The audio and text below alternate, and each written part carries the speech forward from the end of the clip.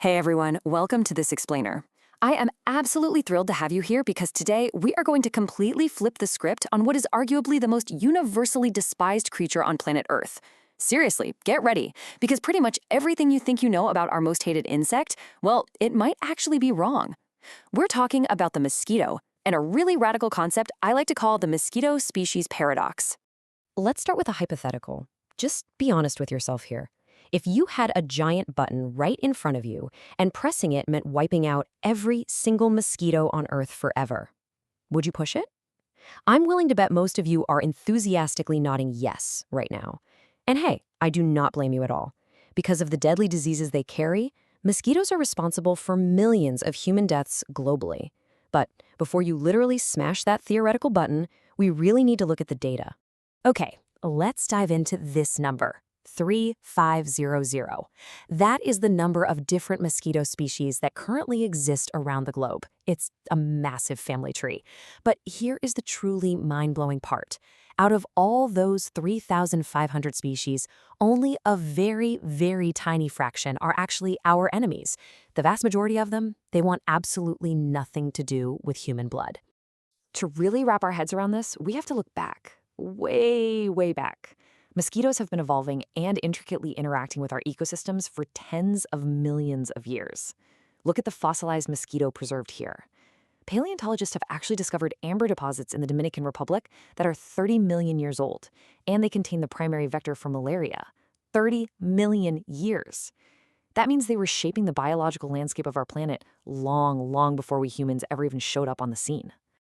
Okay, moving right along to part one, the villains versus the ecological heroes. So if they aren't all actively out to get us, who are the real villains? And more importantly, who are the heroes? Well, looking at this lineup, on the left, you see the classic blood-feeding vectors we're all too familiar with. But contrast that with the right side. That represents the highly diverse, incredibly varied species of mosquitoes that actually never feed on humans at all. For our purposes today, we can basically divide the entire mosquito world into two main camps. First, you've got the pathogenic triad. That's the few species responsible for widespread global disease. And on the flip side, we have what we can call the ecological heroes. These are the highly beneficial families that do not feed on human blood and, believe it or not, provide immense value to nature. Let's meet the villains first. The pathogenic triad. First up is Anopheles, which is the primary vector for malaria, a devastating disease that tragically claims millions of lives, especially in sub-Saharan Africa. Next is the Aedes family. They're notorious for unleashing dengue fever, chikungunya, and Zika viruses all over the world. And finally, Culex, the carrier of the West Nile virus, which can actually lead to severe brain swelling and inflammation. Look, these three, they are the absolute deadliest of all mosquito species. They are literally the reason we hate mosquitoes so much. But hold on, here are the heroes. And these non-blood-feeding species are absolutely incredible. Take Toxorhynchitis, native to South and Central America. These insects actually eat other mosquito larvae. They are literally nature's own built-in pest control. Then there's Saurophora ciliata, which feeds entirely on nectar and actively helps pollinate plants. I mean, who knew mosquitoes could be pollinators, right? And then Wyomia smithii, thriving primarily on plant juices. These species are vital, hard-working members of their ecosystems. Which brings us to part two, the danger of complete eradication. This brings up a pretty terrifying question. What would actually happen if you did push that button? What if we successfully wiped out all 3,500 species of mosquitoes just in our desperate war against 3 families? Well, we would trigger something called a trophic cascade. As you can see, this is a massive, systems-level ecological phenomenon. It basically means that removing a key species results in a dramatic, often catastrophic change in the ecosystem structure.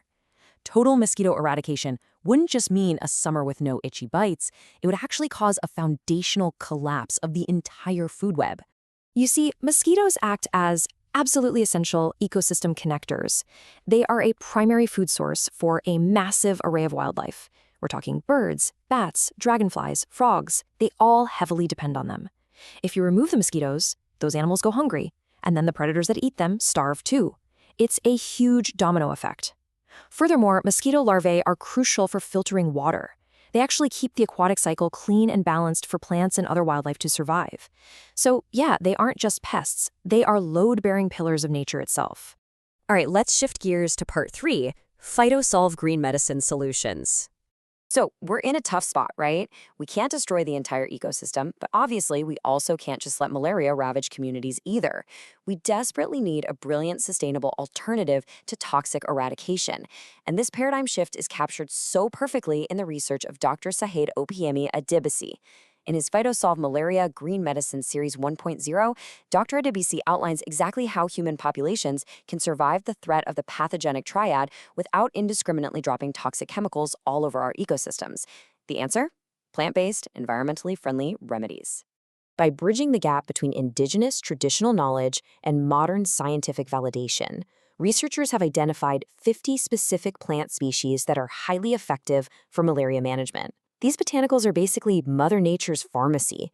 They are packed with naturally occurring active compounds, things like alkaloids, flavonoids, and terpenoids, that possess incredibly potent anti-malarial properties.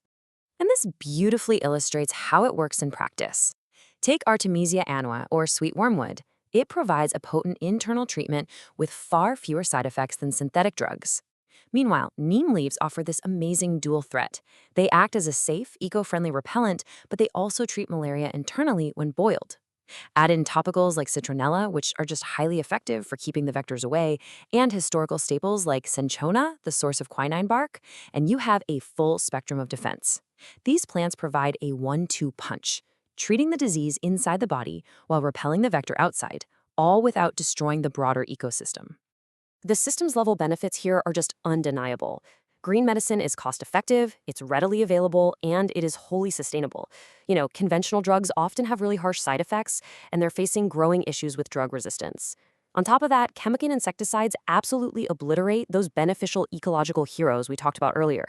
Green medicine offers a crucial, safe lifeline, especially for vulnerable populations like pregnant women and young children in resource-limited settings where traditional drugs are either way too harsh or just simply unavailable. And now for our final section, part 4, the cohabitation mandate. We are arriving at a really pivotal climax in our explainer today, because when you merge this ecological science with these botanical medical solutions, you don't just get a new mosquito repellent, you get an entirely new philosophy of survival. Dr. Adebisi recognized a fundamental truth. Human survival and health simply cannot be achieved by declaring total war on a species that has been integrating into the Earth's ecosystem for 30 million years. We just have to respect those ancient boundaries. So the crucial takeaway is summarized perfectly right here in his own words. This calls for innovative ways of cohabiting with insect families rather than wiping them out completely. Think about that for a second. This is a massive paradigm shift. It takes us away from an unwinnable, highly destructive war of eradication, and it guides us toward a smarter, more sustainable strategy of cohabitation. We protect ourselves using nature's own defenses while letting nature continue to do its vital work. I want to leave you with this final provocative thought. The next time you're sitting outside and you hear that annoying, high-pitched buzz in your ear, I want you to remember the paradox. Will we continue an unwinnable, destructive war against nature, or will we embrace the wisdom of green medicine to finally, safely coexist? The choice is entirely ours, and the future of our ecosystem really does depend on it. Thanks so much for joining me on this explainer, and keep exploring.